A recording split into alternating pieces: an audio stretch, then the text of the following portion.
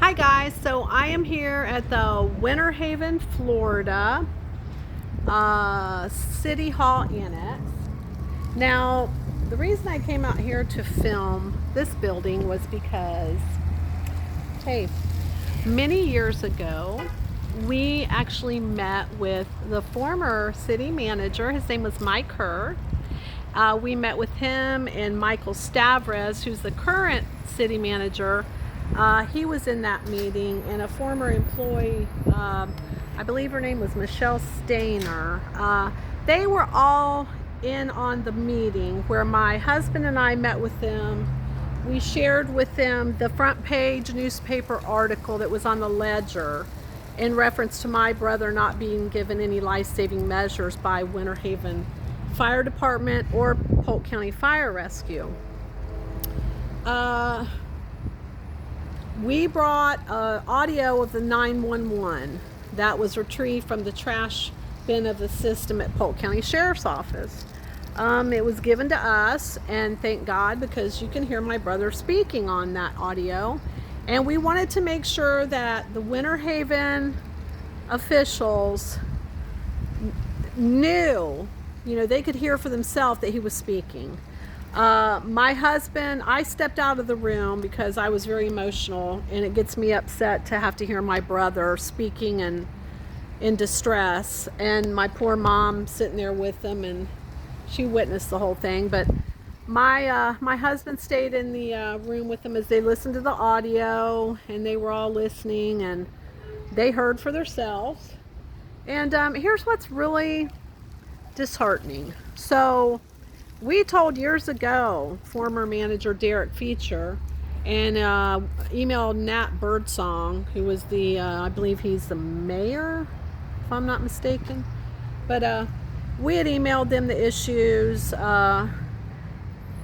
got investigated by Polk County, it got on the front page of the paper, and we hope that with the new management coming in, that maybe they would terminate the people involved. They've never even been disciplined.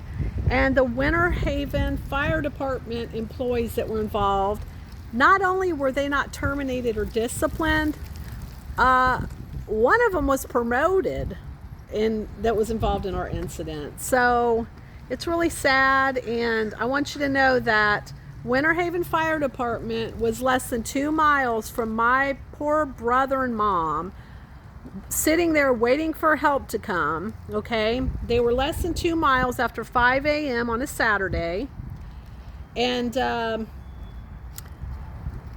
nobody brought equipment. Okay, nobody rendered life-saving measures. My brother didn't get any oxygen or epinephrine. Okay, there were falsehoods told. They said that when we got the reports, the Polk County Fire Rescue had it documented, and there was also testimony by a Corey Hart, who was a lieutenant now. And Corey Hart, even in the audios, over on my Facebook page, by the way, go over there and check it out, Cookie Groover. You can hear him saying that my brother had obvious signs, and she asked him, he actually confirmed, oh yeah, obvious signs of Levidian rigor mortis. Wow, okay. Impossible. My brother speaking on the 911 audio while they're less than 2 miles from the house after 5 a.m. on a Saturday. And there were falsehoods told in the investigation. There were all kinds of issues that warranted termination, but the people involved are still going to houses, and that's upsetting because citizens should get quality care, and when they call 911, they should provide life-saving measures. And when they don't, it is the city and county officials that can terminate them. They shouldn't be okay with this. They should have terminated the men that were involved in this. So be careful out there, Winter Haven. They're still going to your houses and Polk County, and I have photographs on my Facebook page of the ones involved in the incident, and I want you to know who's coming to your homes. And please make sure you get your patient care reports, incident reports from both Polk County Fire Rescue and Winter Haven Fire Department if you or your loved one have to call for help. And by all means, get every document you can, and look it over carefully. Like if we wouldn't have gotten that 911 audio that proved what my mom said, that he was talking right before they walked in, it would have been their word against my mom. And bless her heart, now they gave her quality care many years ago over here. It was Winter Haven Fire Department, Polk County Fire Rescue. They showed up with their equipment, they used it, they followed the protocols, and she's living today because of it.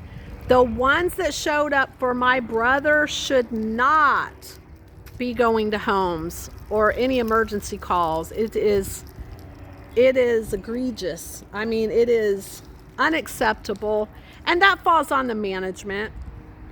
They could have terminated them. I mean, it's really sad, and I just want to make sure there's oversight, transparency, and accountability, and get those reports, match them all up. Do you know that one of my brother's reports for the Polk County Fire Rescue, it was done over 4 different times. I have 4 different versions. Shouldn't be that way. They should all match. They're all different. Yeah, this is unacceptable. So while there are many people who are no longer in their position, though there are many that still are, and I'm just trying to make sure that when you call, if you are able, film them. If your loved one's standing there, film the EMS, because they don't have body cameras. Winter Haven Police Department has body cameras now, which is a great thing. I wish they would have back in 2014. You can look up the story. It was on the Ledger, the front page. A man left for dead, Winter Haven. His name was John Hamilton. He was a father of 2, a Navy veteran, and my brother. And this all happened in front of my mom, and then she's screaming for them to do something. Nobody did a thing. And I've talked to many people out there in EMS, and they said that my brother could have easily be alive if they would have done their jobs.